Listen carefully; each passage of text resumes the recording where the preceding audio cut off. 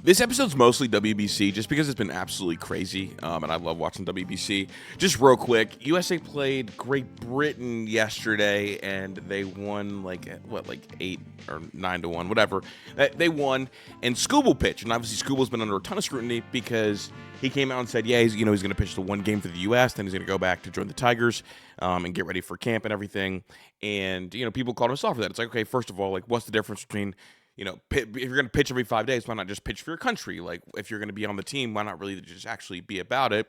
And a lot of people, myself included, like, viewed Skubal as kind of a dog a little bit. Not kind of a dog, like an absolute dog, like somebody who was, last of a dying breed, like a true horse. And so I thought that he would love and be really competitive about pitching for the USA. And so hearing the news about, only pitching against Great Britain and it being over was it was surprising paired disappointing. And it's easy for like us as fans to like blame Scott Boras or blame the Tigers, but also like at the end of the day, like Boras works for Skubal, not the other way around. Now I know that agents have a loud say, but Skubal, no matter what happens, is going to shatter the market for not just starting pitchers in free agency, but left-handed pitchers because he's that good. And I think him pitching for the U.S., it was supposed to be something that was really, really, really big time. Now, he pitched 3 innings, gave up one run, gave up the home run to Nate Eden, which is crazy. But shout out Red Sox. Gave the home run, and I think he ended up pitching 3, striking out 5. Like a good outing. I know he would probably be disappointed by the 1 home run, but that's kind of ace standards. And in the interview, like during the game, it sounded like he wanted to pitch again. Like he didn't want to leave Team USA. And I guess, this first part, Skubal's considering pitching again in the World Baseball Classic this would be one of the most difficult decisions I've made in my career so far, which to me I think is a little bit overdramatic, but whatever. It's either you pitch or you don't. I don't know if there's like some sort of like magic healing potion that the Detroit Tigers have that he wants to get back to. Who knows? Not me. But when I'm going through this and you listen to his interview, it's like he definitely wants to pitch again, and it sounds like he was more like following the guidance of, Boras and company. Now, he spoke to the Tigers officials and his agent, Scott Boras, about an hour after today's game about potentially making another World Baseball Classic start, which for me would be awesome. Didn't expect these type of emotions to run through my brain or my thoughts to differ. I was committed to making a start and getting back to camp. Things have changed. Obviously, I'm going to have the same conversation and try to figure out a plan. Now, I guess I want to offer maybe a little bit of perspective on this. Not that I really have any perspective, but Skubal, said he was going to make the one start, and kind of when that was going on, he was surrounded by like his Detroit Tigers people, and now he goes to the World Baseball Classic, and the World Baseball Classic of the U.S., it's like you are around really, really elite peers, and those really, really elite peers, some of them without rings, some of them that want to win, some of them that value legacy, and MLB baseball, just like you do, are there and they're staying and playing. And while yes, you are like the top pitcher of that caliber, like Aaron and Bryce and all those guys without rings are there because they think it's super, super important. And I think that kind of like not propaganda, but that kind of mindset flowing through the dugout, you're going to either be bought into the competing of it and see how much it means to them, or you're going to be out. I think when it's like I'm going to pitch 55 pitches against Great Britain, it's like, okay, like you're not really all the way in. Then you're around this group of like hyper elite MLB baseball players that that all definitely could benefit from going back to their teams, but they are so committed to this, and I don't think you're able to be halfway in, halfway out. And also, like, I just want to talk about the other countries too, like the DR and Japan, like the kind of the weight that all of those countries and dugouts are carrying as competitors. If you don't feel that in your Tarik Skubal, it's like I don't think you get to where you get to, because I think he is hyper competitive. So now my thing is, if you say I didn't expect these type of emotions to run through my brain or my thoughts to differ, I think that comes from being in that clubhouse around those hyper elite players. Now the other part of it is, okay, like look, if you're to come out and say this and you're not gonna pitch and it's gonna be like back to plan A, look at like I think it's almost like an it's like in blue ball. So I think that'd be pretty fucking wild. So that's that first topic. Dude, speaking of like just competitiveness and like look, the one thing I dislike about MLB baseball is like there's like all these unwritten rules, and they've started to get shattered. Like people pimp home runs all the time without getting unchecked.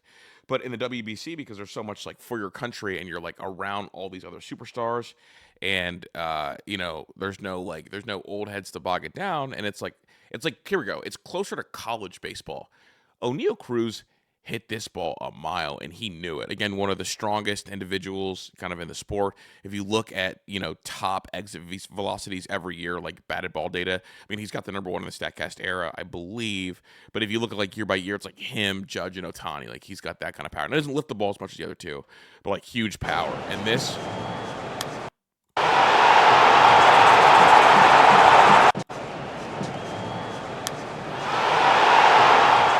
just electric, dude. Guys coming out of the dugout, Vladdy Cornero, the stand, the stare.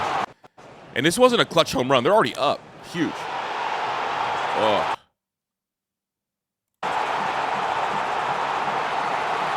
Yeah, he hit this ball so far. This is something. That is long gone into the second deck. This is something too. That is long gone into the second deck. Yeah, dude.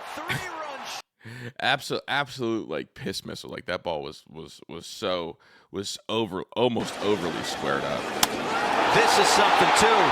This is something too. Yeah, that's literally everything. So, just unbelievable. And honestly, like the drama in the WBC has been just so incredible all the way through. Like, I've been blown away by it, and I like, something I noticed, because like I'm probably like, it's like maybe my autism, like the autistic nerd in me, is all these stadiums are set up for like their broadcast and sound wise. You like different types of sounds for different games. Like the games in the DR, like their mic setup is a lot different, and like the Tokyo Dome, it's a lot different. And so you're like seeing like how each of these countries like prefer their broadcast when they do baseball, and it's really cool. It's really cool to listen to. It's really cool to kind of float through.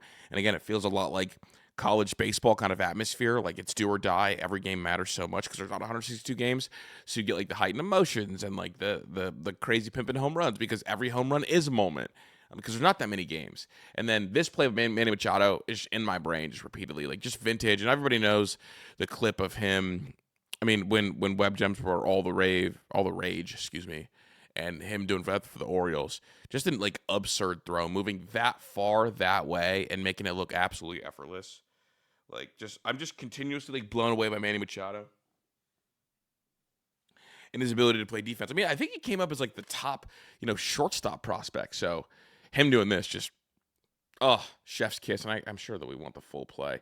Oh yeah, all these angles too.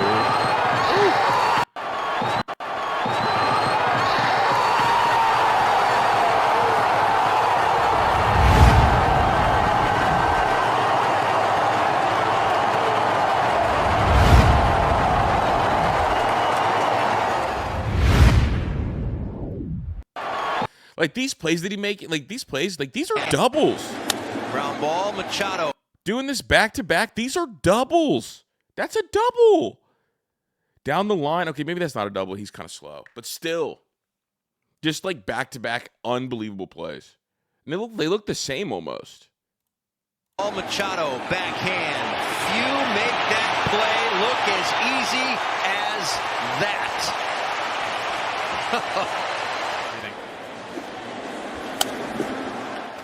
Machado, not again. Not again. Oh, not again. Dude, literally back-to-back doubles. It's crazy. I do want to address this. This is why Japanese infielders can't make it in the majors. Doing it twice in a row without replay, that's brutal. Dog, here's the thing. Using clips of Manny Machado being an absolute psycho, like, okay. Using clips of Manny Machado doing this and saying that's why X can't play in the majors because they can't do that. Dog, there's like 3 people on Earth walking around at one time that can do that, and there's 30 MLB baseball teams. You don't use that as why you can't make it. Like Japanese infielders can make it, and using Manny Machado as an example is so incorrect. But both these plays, again, taking away extra base hits is unbelievable. Like, these are both extra base hits probably. Well, they're both slow, but these are both extra base hit territory. Those like grounders down the line are like kind of lethal. They're just lethal. But him making both these look so easy and effortless and smooth and understanding and just muscle memory of where first base is. Just I love Manny Machado. And it's funny, at the end of his career, like, there's gonna be the debate, like, who was the best third baseman of this generation? Like, is it Manny? Is it Arenado? Is it Jose Ramirez? If you want to have a conversation about him, and for me, it'll probably be Manny, but just like 3 just elite third basemen. I'm convinced that if Caminero thought he was playing for the DR all year, we'd be looking at the right-handed version of Barry Bonds. What he's doing right now is absolutely ridiculous. And again, pimping home runs. I don't know why Cameron Williams is tagging, Mr. Fry for him to comment, because all he does is like hate showboating or whatever. But the WBC, I think, is marked safe from him. Caminero is hitting everything a mile. A mile. And I did not think that had the height to get up out.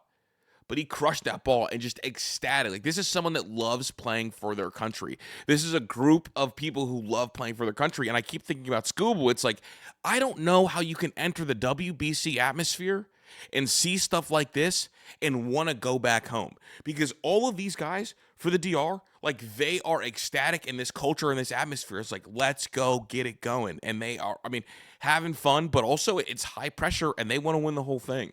So, definitely setting up a collision course. And, Caminero, it's funny because he had, like, the little, like, Rosario, like, rock back. And Caminero, after his first full season, obviously, like, Linden League a year ago when he hit the home run and threw the bat literally a mile in the air. This home run, the trot around the bases, like, someone who loves playing for the country.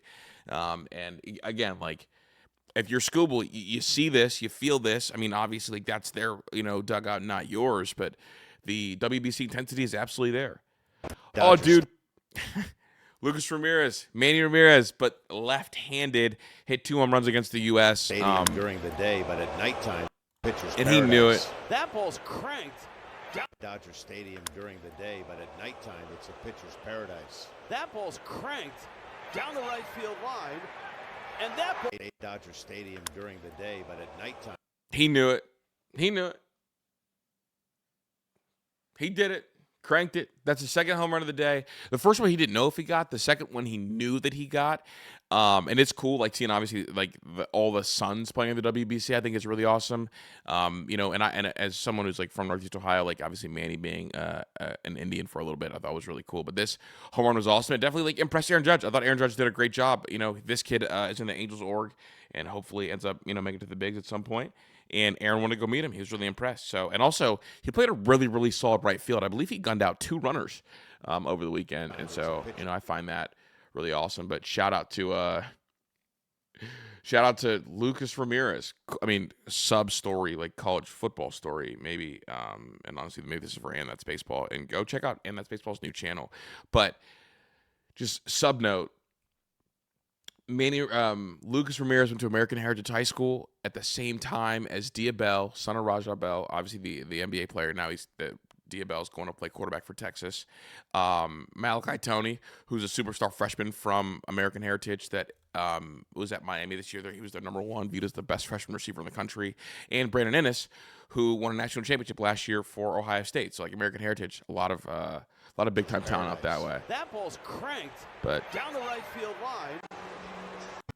He looks just like Manny too, man. He goes lefty on lefty here. Lefty home run. Also, dude, just disgusting. Pitching ninja guy. Logan Webb. The front door 2-seamer. What do you even do with it? This is a wood splitter. Just a wood splitter. So crazy view. I always think it's fascinating because people try to pretend like hitting a baseball is not the Gave him the ball. Not the hardest thing in the entire sport. Dude, Luis Ariz, I've done a video on before. He's just such like a singles merchant, right? Like never really got on base, doesn't strike out, but also like never walks. He always swings. WBC, it's like I was debating like, are these balls juiced or not? Or is he finally just like uncorking the A swing because he's not playing every day? 3-1, absolutely a hitter's count, probably a fastball count. I don't even know if there's a fastball. But not only are we getting Luis Ariz home runs, we're getting Luis Ariz pimp jobs. Gave him the ball. He gave him the ball. And he gives this one a ride out. Gave him the ball. He gave him the ball. Like, look at that, dude. The hit, and he's looking over like, yeah, I'm really like that. I'm like that. Just over. And honestly, like for a singles hitter to pimp a home run, and you don't really hit that many home runs, and that one kind of barely got out. But look at him. Looks like a spry chicken. Looks athletic here. Oh, yeah, stop at third. Get up. Hey, let's go. Wow. Just smoked it, dude. Smoked it. Didn't actually smoke it. Didn't hit it far enough to pimp it. But this one. He loves to hit home runs too, doesn't he? Deep right. And he did it again. Did it twice. And the look down at the bat is so tough. It's like, did I break it? Oh, my God. What's in this? Oh, my God. Is it corked? Oh, my God. I'm Luis Ariz, 3-time batting champion. Now I have a multi-home run game. Again. Overcome with emotion, dude. These are so electric. These venues are always so electric. Let's go. Get up. Oh, get up.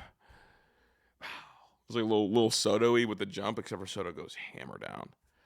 Hammer down, hammer down, hammer down. The intensity get ramped up. Dude, USA wins 15-5 against Brazil. Every clip I see is Harper all over Judge. He either is really trying to get a feel and then opt out in a year or two, or to go to NY. He's either trying to really get a feel and then opt out in year 2 to go to New York, or he's genuinely admired him and taking it in as much as possible for these few weeks. You know, I keep seeing this, and it's like bringing a tear to my eye. Like, this is like top tier bromance. Like, I feel like I'm looking like if Dwayne Wade and LeBron never played together, like this is what we would see at the Olympics. Like, I mean, like this is it. This is Dwayne Wade and LeBron, and it's been awesome to see kind of the protection they've offered. They seem to be learning from each other. They're going to attach to the hip. They have a handshake. I believe he'd have to request a trade to get there, but Schwarber too. And Schwarber hit a crazy bomb yesterday as well. Again, here they are. There's the handshake. Just what could have been, dude. Just what could have been.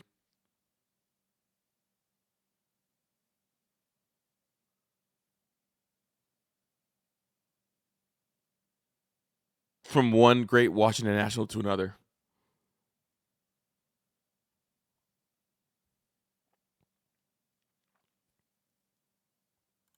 I don't even want to start thinking about it, dude, but I just this USA stuff is got me dreaming, right? It's like, how special would that be at the top of the lineup? And I was the guy that was I'm so Ben Rice, so pro Ben Rice that I was like, we don't need another way, but just something to make you smile. Something to make you smile. Team Japan is 3-0 in pool play. We love that. Love Tigers prospects punching stuff out.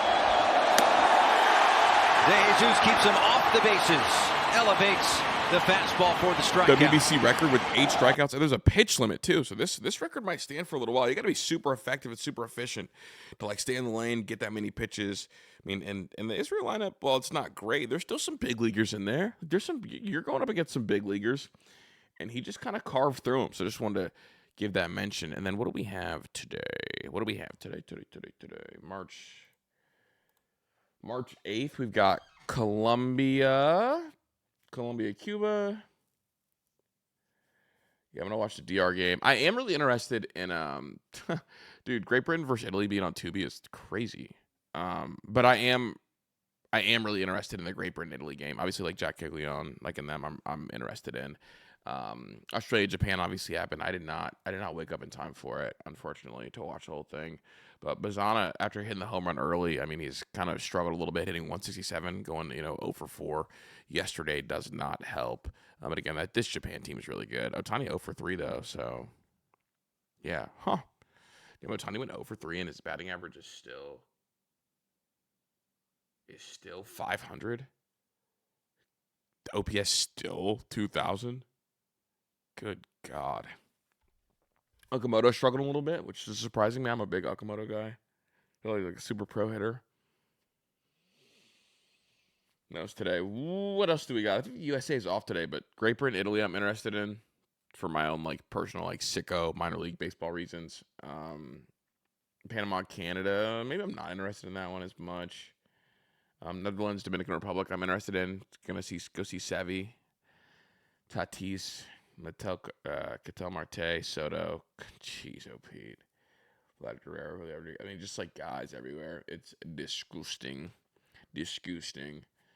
And then, yeah, I mean, these are good games. I mean, I guess the whole like WBC to me is just like just chef's kiss. I just love it so much. But anyway, I'll be back tomorrow. I might be back a little bit today with some more like I guess major league stuff. But today I want to focus kind of purely on the WBC because it is incredible, and obviously like the news being Skubal maybe pitching again, and we'll see if he does it. Now I think again the fact that he floated it out there, he almost has to correct course. And then all of a sudden he's American hero. He's celebrated. Like we will forget the lame, move before to see you're only pitching for Great Britain and then moving on. If you do pitch again, it kind of will etch you into like legendary status. And here we go. Like the title hunt for America was always on. It's just strengthened if Skubal returns. So, and also like looking at other guys in the face and like telling them why you're leaving when they all could be doing the same thing and they're not. They're playing for the country. That's going to get some emotions going. Maybe bullying works. Make sure you like, sub, follow, all that, and also check us out on all socials. Got things booming, covering all things baseball as we get this thing moving and grooving. I'm Chris Drew, and I'll see you guys soon.